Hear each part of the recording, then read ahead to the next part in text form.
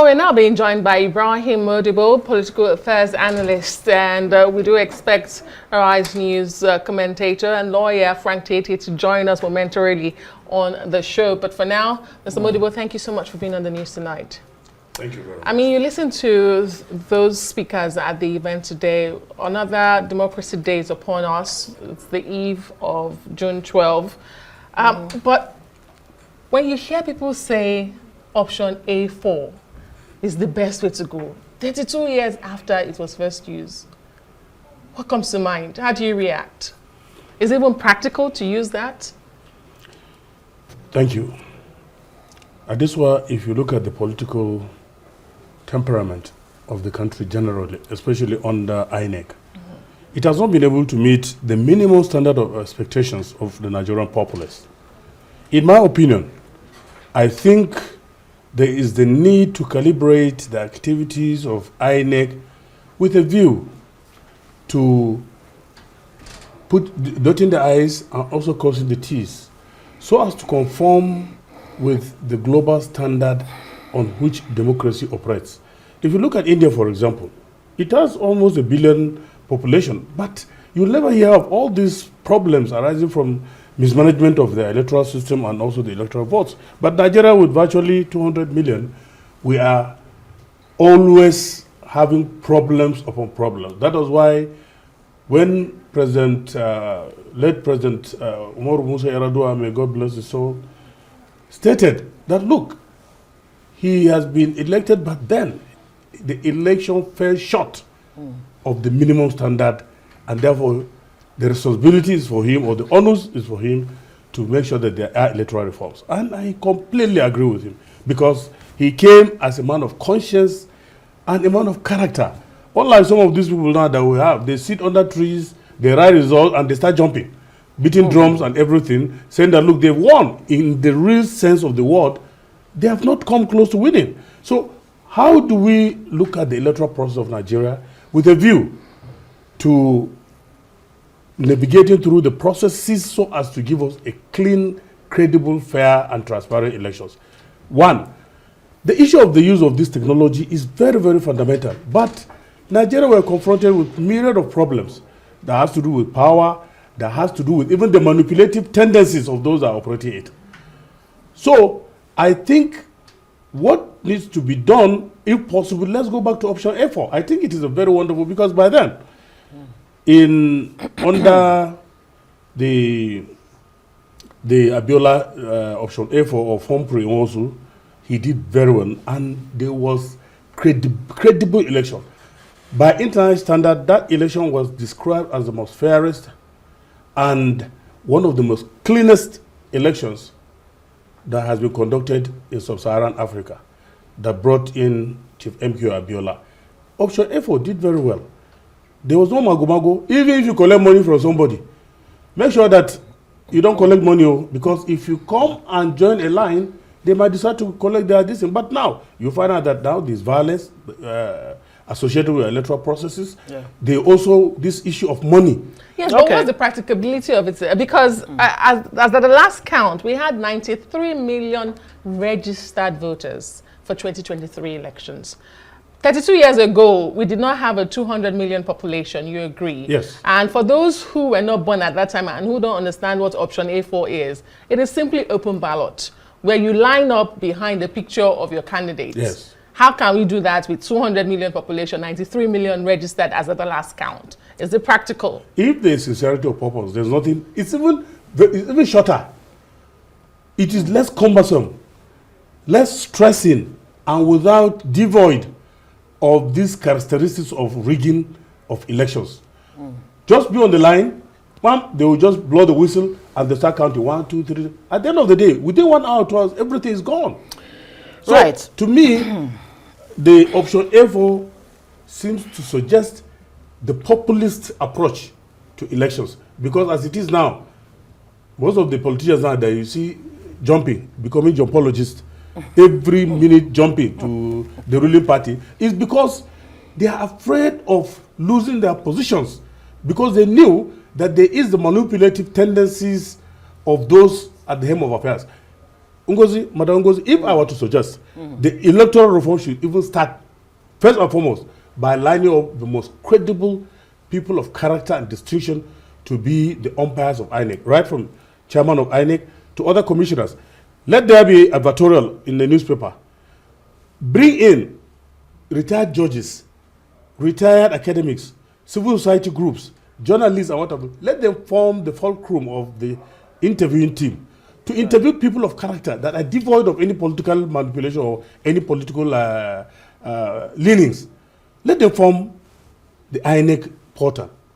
If they do that, there will be that level of neutrality, impartiality, and also there's that level of trying to conduct an election that could maybe rival that of Humphrey also under action. So there are fundamental issues that need to be addressed beyond the issue of A4, you know, the option A4. You've talked about the need to have a truly independent electoral umpire. How fundamental is that? Now, first off, why was option A4 even discarded in the first place? I mean, you've described it as the best, you know, it's delivered the best, the freest, the fairest election in Nigeria. You know, it was introduced, of course, by Humphrey Nwosu, who were still wondering whether he truly is a hero or a villain. Why was it discarded? Why do you think it was, done away with? And there are arguments for and, of course, against option A4, including the lack of privacy when it comes to, you know, voting. The trajectory involved in option A4 presupposes that there will be elections based on credible perceptions. Even the world over, if you look at, well, agreed, it could have a kind of a boomerang activities, impact on people that are going to use money, people that want to cheat, and in all fairness, option A4 seems to have been the best. Why was it discarded? It was simple. Because some people felt with option A4, they cannot manipulate the system and they will not cheat. I mean, there will be no room for cheating. So therefore, you see, Nigeria has been characterized by politicians whose level of thinking is not straight, so to say. There is always way to manipulate, either through the INEC portals or either through this thing. They want by all means to retain power. And retaining power by hook or crook presupposes that they are going to be empowered economically. And this is one thing that they don't want to lose. Therefore, the option A4 agreed. The issue of privacy might not be there, but it gives credibility. To me, it gives credibility rather than what we have at the moment, where people will bring in technology, where billions upon billions have been spent to bring this technology, the beavers and what have you. But yet, you find at the end of the day, people manipulate it to say that, look, they'll either shut it down, or at the end of the day, they will manipulate the process and give you zero results. Speaking of cost, let's take the 2019 election, and depending on which figures you're looking at, some say it cost us about 500 billion to execute, some say around 300 billion. Do you think option A4 will actually save us a lot of cost when it comes to, you know, running the election? Yes. And is that a huge, great argument for? Yes. In 2019, coincidentally, I was a vice presidential candidate for Grassroots Democratic Party of Nigeria, GDPN. And honestly, the campaigns we've mounted across the country, and also the way and manner we've been able to attract the attention of the people at the grassroots and what have you, we were thinking that we'll do our best. Most likely, you'd have been talking now to the vice president of Nigeria. But unfortunately, at that point in time, we lost the election. We came at number 4 or 5 of the parties. Is because, you see, the politics of money comes into play. Manipulative processes comes into play. And also the politics of control of the machinery of the electoral process. Because he who controls the piper dictates the tune. Yes. And therefore, we, in Nigeria, within the political system of this country, to have a free, fair, and credible election, I think the best way to go is for us to move back to the option A4. Because for now, you see the Supreme Court, in its wisdom or out of it, have been able to state clearly that the litigant, INEC has no business in helping the litigant to go and win his case. All they need to do is for the litigant to go and look for INEC, get the beavers, get the car, and voter prove cards. beyond reasonable doubt. Yes, and prove beyond reasonable doubt. Mr. Modibo, Yes. yes, you sound like you've given up on becoming a political office holder, but we'll come back to you. Let's bring in Frank Tietie into the conversation. Thank you, Frank, for joining us eventually on the news. So the conversation, if you've missed out, is Nigeria's democracy, the quest, to having elections that truly work, elections that the people can identify with and say, yes, I voted, my vote counted. And even political politicians themselves perhaps don't need to go to the court so much and get you lawyers. But at the heart of it is, how do we conduct those elections? And a lot of people are beginning to call for the return of option A4, otherwise known as open ballot system. Mr. Modibo here is for it. He says it's the best way to go. Where do you stand? Option A4 is the best way to go. I think it's unprogressive. It's backwardness for us to think that going back to a system which did not produce ultimately the result that we wanted as a country as far back as 1993 is something that we should reinvent. 30 years later. It doesn't show that we are making progress. It doesn't show that we are doing proper encephalogy in terms of research in election management. So one only needs to go back to the speech of General Babangida when he annulled the June 12, 1993 elections. That was a very sad day for Nigeria. However, going through that very lengthy, in his usual lengthy rigmarole speech, bamboozling the entire country at that time and then giving various copious reasons. But reading through that speech 30 years later, you find that we still haven't changed as a people. So the problem is really not institutional, really. Neither is it a matter of process, but a matter of about being us, that we've refused to change. We refuse to have that sort of acculturation in our political process where we find that the electorates will be better than they were 30 years ago. General Babangida in that speech was decrying the issue of vote buying, and that the Armed Forces Ruling Council did warn Professor Humphrey Wonsu that, look, you've got to postpone this election so that we can settle some of these complaints with regards to over monetization of that particular election. Do not forget that same military administration that produced this so-called the freest and fairest election, which the media hyped to the extent that we never heard the other side until General Babangida said, look, if you ever said that was the free and fairest election ever in the history of this country, then you should credit me as this general who midwifed it. But that was really in the case, because that administration had cancelled the election, the primary elections where General Yaradua and Adamu Shiroma emerged as a result of widespread malpractices. Now, again, it's unfortunate that even when Professor Humphrey Wonsu showed uncommon dedication to ensuring that the elections held in the freest and fairest manner by giving unusual assurances to the Armed Forces Ruling Council at that time, the military men at that time still felt that there were complaints that there were actually no voting in many parts of the country, and that's why the court at that time also issued all sorts of kangaroo injunctions. So we haven't really changed. Imagine the problems that were associated, according to the military in 1993, vote buying and then compromised judiciary. Are they not the same problems we are facing now? So I think that we need to come to a point where leadership and followership would have to acknowledge that, I have said this time and again, and I'm afraid that we need to agree sincerely that we want to build a country. Frank, let me stay with you. Yes, let me stay with you. Very great point you put out there. But there seem to be compelling arguments for option A4 for a country like Nigeria, and with the kind of history of elections that we've had, where you have ballot box snatching, too much funds, running after the elections, monetization of our electoral processes, and all of that. If not option A4, what would be the best, kind of elections for a country like Nigeria? Because what you are saying, it's not the system, it's the practitioners, it's the people running the system. Of course, but don't forget, ask the question, how many countries are practicing open ballot system in a modern democracy as we have? I recall that it is often said that there is no democracy, or there are no two democracies across the world that are practiced in the same way. They have their own peculiarities.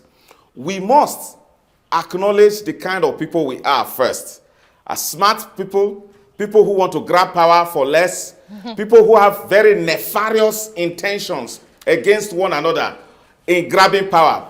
Until we acknowledge first that we are not able to manage power for the public good, and that we only need such men to, because there's this thing talked about leadership recruitment process. Until we acknowledge that we have only bad guys who are around in these political parties, and they are running around simply for stomach infrastructure, or to live the subsidized life, living off government funds, or living from that life of ease, relying on government. and then reinventing corruption. Until we come to that point and say, look, how do we circumvent ourselves from our, let's short circuit our unbridled ambitions to control power for selfish reasons. Until we must acknowledge that first. And it's not new. It's not new. It has often been said that power has a way of corrupting, and absolute power does corrupt.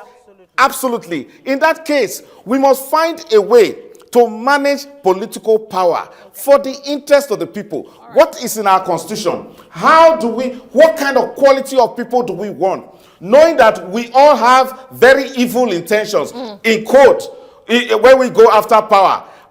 So how do we now manage a system that will bring out people that will use power for the public interest? Until we think in that direction, we will not get a solution because of who we are. All right, Frank Tietie, the description for politicians in Nigeria seems to be growing. I've heard herders, I've heard jumpologists, I've heard, what did you just call them? Those running around. But Dr. Modibo. I have even heard democracy without Democrats. Okay, Dr. Modibo, let me bring you back very quickly as we wrap up. If we want less violent elections and less desperate elections that we all agree with, do you agree with those who then say perhaps the first step to take is to make political office less attractive, less about power and privileges? Isn't that the first step to take, and perhaps? More about service? Thank you. You see, in both content and character, if you look at the ordinary Nigerian politician, is interested in grabbing power for selfish interest. For selfish reasons. There are so many politicians today, they are not even ready to offer the services that is needed.